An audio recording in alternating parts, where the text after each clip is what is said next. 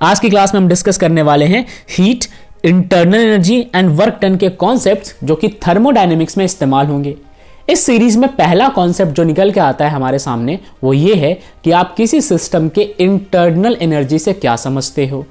Next कि क्या ये एक स्टेट वेरिएबल है, और फिर हम समझेंगे कि इंटरनल एनर्जी किसी आइडियल गैस का क्या होता है। तो आइए इस क्वेश्चन को डिस्कस करें और डेफिनेशन रीड करते हैं इंटरनल एनर्जी का। तो जो इंटरनल एनर्जी का प्रॉपर डेफिनेशन है वो ये रहा आपके सामने। यहां पे बोला गया है कि internal energy of a system is the sum of molecular kinetic and potential energy in the frame of reference relative to which the center of mass of the system is at rest। यानी कि अगर किसी system का internal energy आपको जानना है तो आप सम कर दो उसके मॉलिक्यूलर काइनेटिक एनर्जी को और पोटेंशियल एनर्जी को आपस में। साथ में आप उस सिस्टम का जो मास होगा यानी कि जो सेंटर ऑफ मास होगा उसको आप रेस्ट पे रखना। ठीक है, तो अब ये मॉलिक्यूलर काइनेटिक एनर्जी, ये पोटेंशियल एनर्जी, आखिर ये खुद क्या होते हैं इसको भी समझ ले जरा। देखो, जो मॉलिक्यूल्स होते हैं रियल गैस के वो एक्सर्ट करते हैं म्यूचुअल फोर्स ऑफ अट्रैक्शन एक दूसरे के साथ, यानी कि ये मॉलिक्यूल और ये मॉलिक्यूल एक दूसरे पे क्या करेगा, mutual force of attraction exert करेगा।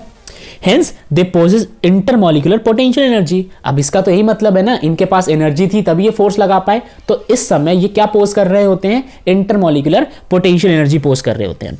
अगर मान लो कि जो वॉल्यूम है गैस का वो इंक्रीज कर जाए, ठीक है, work done by the gas against intermolecular attraction and so it's potential energy increases.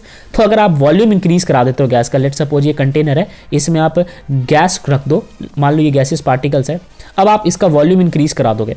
Volume increase कराने के दो तरीके हैं, एक तो आप इसका मास इंक्रीज करा दो, मतलब और भी ज्यादा इसमें गैसेस पार्टिकल रख दो, अल्टीमेटली वॉल्यूम राइज कर जाएगा। अब नंबर ऑफ पार्टिकल्स बढ़ेंगे तो जितने ज्यादा पार्टिकल्स बढ़ेंगे फिर उतने ही ज्यादा म्यूचुअल फोर्स ऑफ अट्रैक्शन लगेगा, उतनी ज्यादा पोटेंशियल एनर्जी इंक्रीज कर जाएगी। दूसरा तरीका ये है कि आप इसको हीटअप कर दो, इसके वॉल्यूम में ऐसे ही राइज हो जाएगा, उस दौरान भी जो एनर्जी गई वो किस में कन्वर्ट हो जाएगी, इनके पोटेंशियल एनर्जी में। तो अगर आप वॉल्यूम को इंक्रीज करते हो किसी भी मेथड से तो इसके पोटेंशियल एनर्जी में इंक्रीमेंट हो जाता है। Thus, intermolecular potential energy of real gas is a function of its volume। तो अगर आपसे कोई पूछे कि intermolecular potential energy real gas के केस में क्या है तो आप बताना वो उसके वॉल्यूम का फंक्शन है। I again repeat, potential energy किसी भी गैस के वॉल्यूम का एक फंक्शन है, राइट।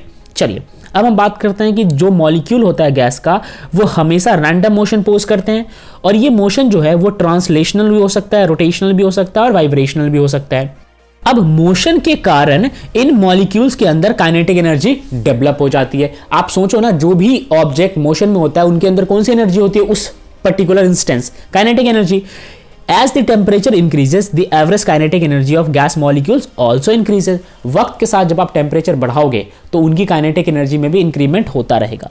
और जो इंटरनल काइनेटिक एनर्जी है गैस का वो किसका फंक्शन होता है, वो टेम्परेचर का फंक्शन होता है। तो जिस तरीके से आपने पोटेंशियल एनर्जी को वॉल्यूम का फंक्शन कहा था, काइनेटिक एनर्जी यहाँ पे टेम्परेचर का फंक्शन होता है। तो अगर एक कंटेनर को मैं अगेन बनाऊं आपके लिए और इस कंटेनर के अंदर कुछ गैसियस पार्टिकल रख दूं, लेट्स सपोज ये गैसियस पार्टिकल्स है, ठीक है, और आप टेम्परेचर हर पॉइंट के बाद राइज कर रहे हो तो धीरे धीरे इन मॉलिक्यूल्स का जो काइनेटिक एनर्जी है वो इंक्रीज कर जाएगा, इनके रैंडमनेस में इंक्रीमेंट आ जाएगी, तो जो मोशन है वो इंक्रीज करेगा, अल्टीमेटली काइनेटिक एनर्जी इंक्रीज कर जाएगा। तो फिर ये काइनेटिक एनर्जी आखिर था क्या, ये फंक्शन था टेम्परेचर का। ये बात समझ गए, पोटेंशियल आ गया समझ में, काइनेटिक आ गया समझ में।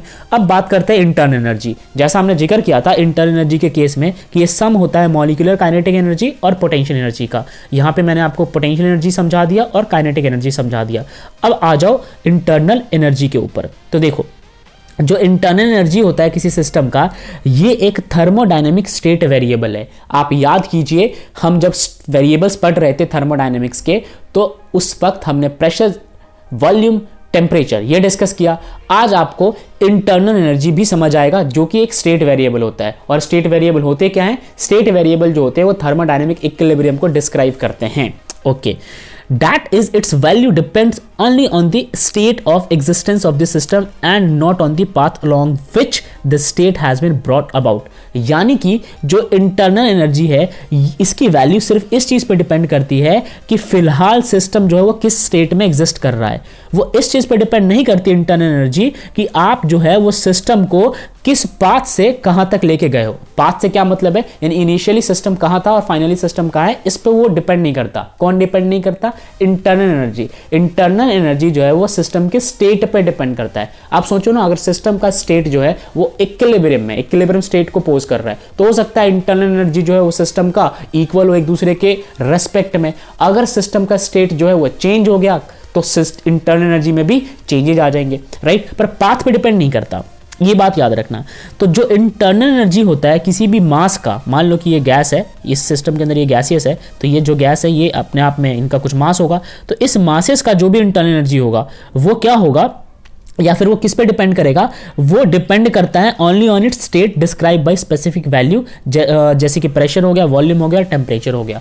तो जो मास थे ना, वो कंटेनर के अंदर जो मैंने मॉलिक्यूल्स बनाए और वो जो मॉलिक्यूल्स का मास था, उन मासेस का इंटरनल एनर्जी, आप ध्यान से समझो, उन मासेस का इंटरनल एनर्जी डिपेंड करता है प्रेशर, वॉल्यूम और टेम्परेचर पे। आप सोचो, जिसका प्रेशर ज़्यादा, कंटेनर में आपने बहुत हाई प्रेशर कर दिया, आपने इस कंटेनर के अंदर जो मॉलिक्यूल्स है उनका प्रेशर बहुत ज़्यादा बढ़ा दिया, तो हो सकता है प्रेशर बढ़ाने के कारण उनकी इंटरनल एनर्जी में इंक्रीमेंट हो जाए, ठीक है। और अगर आपने प्रेशर घटा दिया तो हो सकता है इंटरनल एनर्जी में डिक्रीमेंट हो जाए। तो इन सारे फैक्टर्स पे जो है वो आपका इंटरनल एनर्जी डिपेंड करता है। सिमिलरली वॉल्यूम और टेम्परेचर का भी रोल है। वॉल्यूम और टेम्परेचर तो आपने अच्छे से समझा था, वॉल्यूम बढ़ाने से pressure energy potential energy increase करता है। अब पोटेंशियल एनर्जी इंक्रीज करेगा तो इंटरनल वैसे बढ़ जाएगा। सेम केस था टेम्परेचर के साथ, टेम्परेचर बढ़ता है तो काइनेटिक बढ़ता है, और अगर काइनेटिक बढ़ गया तो फिर आपका क्या बढ़ेगा, इंटरनल एनर्जी बढ़ जाएगा। तो ये बातें आपको समझ आ गई। अब हम बात करते हैं कि जो इंटरनल एनर्जी होता है आइडल गैस के केस में is purely kinetic in nature. Idol gas में पूरी तरीके से काइनेटिक होता है, यानी वहां पे पोटेंशियल का कोई रोल नहीं होगा, क्योंकि गैसेस मॉलिक्यूल्स वैसे भी ना हमेशा मोशन पोज करते हैं, तो रेस्ट पे नहीं होते, तो उनकी कोई पोटेंशियल एनर्जी वैसे भी डिस्क्राइब नहीं की जा सकती। In an ideal gas there is no molecular forces of attraction. आप सोच के देखो, आइडल गैस के केस में इन मॉलिक्यूल्स में क्या ही फोर्स ऑफ अट्रैक्शन होगा, और जब फोर्स ऑफ अट्रैक्शन नहीं होगा तो कोई पोटेंशियल एनर्जी पोज नहीं करेंगे, हमेशा ये मोशन में रहेंगे, यानी हमेशा ये काइनेटिक पोज करेंगे। So gas does not pose any intermolecular potential energy, its internal energy is sum of kinetic energy associated with various randomness, ठीक है। जितने भी ये आपके ट्रांसलेशनल थे, रोटेशनल थे, वाइब्रेशनल थे, इन्हीं सब पे आपके इंटरनल एनर्जी डिपेंड करते रह जाते हैं, वहाँ पे कोई पोटेंशियल का रोल नहीं होता। अगर लास्ट में मैं आपको समझाने की कोशिश करूँ बिल्कुल पॉइंट टू पॉइंट, तो अर्थ ये निकल के आया था कि मान लो ये हमारे पास, लेट सपोज मैं बोल रहा हूँ ये इंटरनल एनर्जी है, ये यू से लिखते हैं, is sum of potential plus में काइनेटिक, ठीक है। तो रियल गैस के केस में तो हम कुछ भी कर सकते हैं, बट आइडल के केस में हमारे पास कोई पोटेंशियल एनर्जी नहीं होता, सारा का सारा किसकी वजह से होता है, काइनेटिक की वजह से। तो जो आपका इंटरनल एनर्जी है वो फिर किसके कारण हो गया, काइनेटिक के कारण हो गया। Otherwise internal energy is sum of potential and kinetic. और फिर काइनेटिक के 3 कैटेगरीज आती है, मतलब 3 टाइप का मोशन हो सकता है, कौन कौन सा, ट्रांसलेटरी, रोटेटरी और वाइब्रेटरी। तो ये फुल डिटेल में मैंने आपको इंटरनल एनर्जी समझा दिया।